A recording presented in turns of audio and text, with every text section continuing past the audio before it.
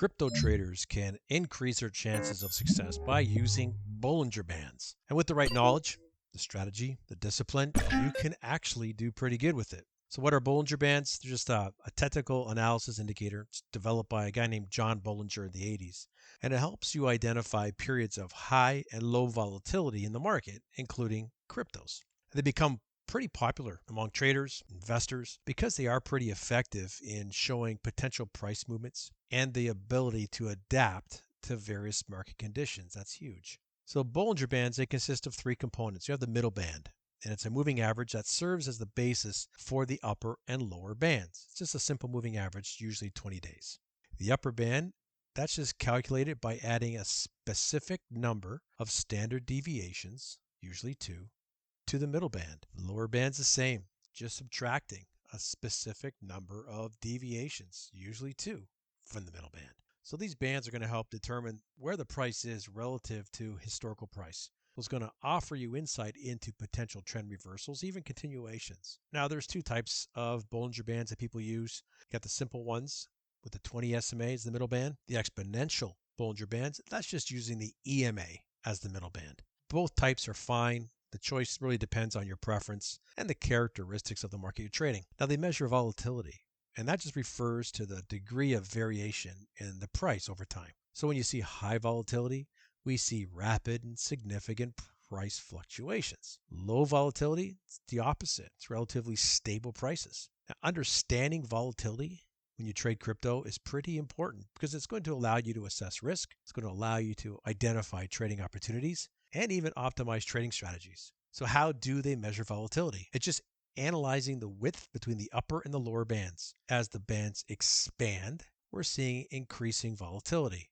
That suggests that the market is experiencing more significant price fluctuations. On the flip side of that, bands contract, we see decreasing volatility. Now, this relationship between the bands and volatility allows traders to spot potential trend reversals or periods of market consolidations.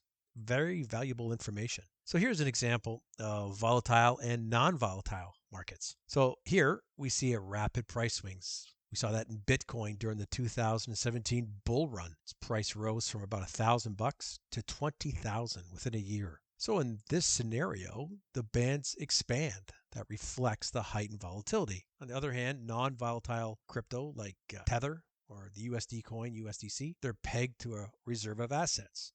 In this case, the bands would contract. That indicates a low volatility environment. You have to understand how the Bollinger Bands work before you can really start using them. So let's talk about using them for crypto. To set it up on your chart, choose a charting platform, whatever it is. TradingView, crypto charts as well, whatever you want. Open up your cryptocurrency chart, select your desired time frame, daily, hourly, it doesn't matter, pick one. Find that Bollinger Band indicator, plop it on there. You can adjust the settings like the moving average type like we talked about. You can use a 10 period. You can adjust the standard deviations to 3, whatever you want. Just make sure you test it. So how do we interpret it? Well, there are several signals that we have to interpret. We have to squeeze. And that's when the bands contract significantly. That's a period of low volatility. A squeeze often precedes a significant price movement or a breakout in either direction. Talk about the breakout. It's when the price moves above or below the bands after a squeeze.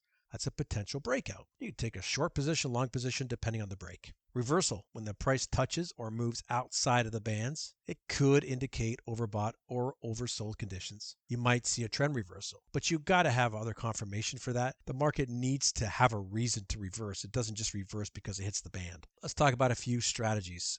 We can scalp with it, short-term strategy. Going to make multiple small, quick trades to profit from smaller movements. You can use Bollinger Bands for a scalping strategy. You can enter when the price touches the outer band and exit when it reaches the middle band. Now, this is going to work best in a ranging market where the volatility is kind of consistent. We can swing trade. It's a medium-term trading strategy. We're looking to capitalize on larger price swings. These bands can help us identify reversals, potential entry, potential exit points. So if you enter a long position when the price bounces off the lower band and it shows signs of upward momentum off that lower band and support area, you exit when the price reaches the upper band. We could also use it with other indicators like the RSI or MACD.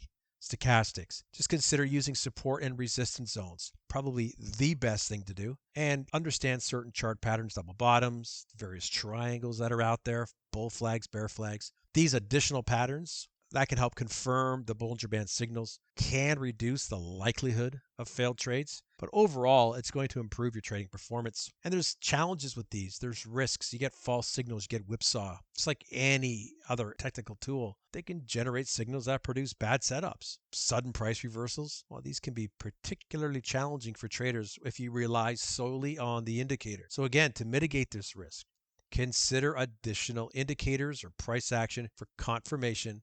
Ensure you have strict risk management protocols. We touched on this, over-reliance on Bollinger Bands. They can be valuable, yeah, but don't just rely on them by themselves. Combine them with technical, sometimes fundamental analysis, if that's your thing. When you incorporate a range of tools and techniques, you build a robust approach to trading. You reduce the impact of any single indicator's shortcomings when you're trading crypto. Risk management, stop loss, never forget these, one of the most critical aspects of trading. A common stop loss approach with the Bollinger Bands, just place a stop just beyond the opposite band from your trade entry. So if you enter a long position near the lower band, you just use a stop loss below the lower band. Another risk technique, trailing stops. Just move it with the market. Lock in profits as it goes. So let's do a case study here. This is going to illustrate the practical application of Bollinger Bands. This is Bitcoin in 2020, the second quarter of 2020. We see a breakout, which the Bollinger Bands helped to identify that squeeze. In May, the bands contracted again. We see the squeeze, and that signals an impending price movement when it breaks out. So by late July, Bitcoin's price broke above the upper band, a bullish breakout. And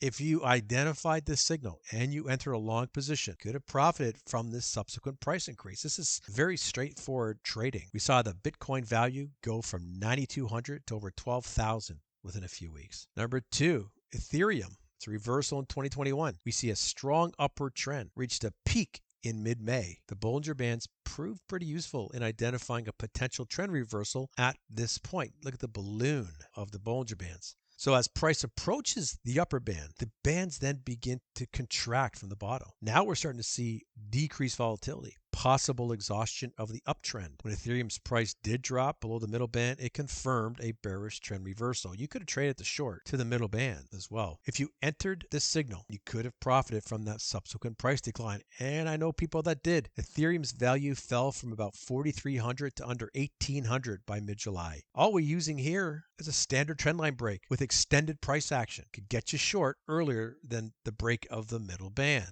These are simple technical tools. These are real-world examples, and using historical analysis, it demonstrates the power of Bollinger Bands in identifying trends, reversals, and breakouts. Now, these events, they play out on any time frame and any cryptocurrency you might want to trade. But you have to understand how to interpret the signals, combine them with other technical indicators, risk management strategies. Doing that, you can enhance your decision-making process, increase your chance of success. Pretty simple. They're a powerful and versatile tool for crypto traders. They provide pretty decent insight into the volatility, the trend, and can offer potential trading opportunities. But you have to understand the basics that we just covered. Got to learn how they measure volatility, applying them effectively in various trading strategies. When doing that, you could have yourself a pretty profitable strategy. Again, just be aware of the common challenges that we talked about, the risks, the false signals, the over-reliance on one indicator. Combine it with other things. Implement solid risk management strategies. So that's it. I hope you liked this video. Make sure you hit like, hit subscribe. Talk to you soon.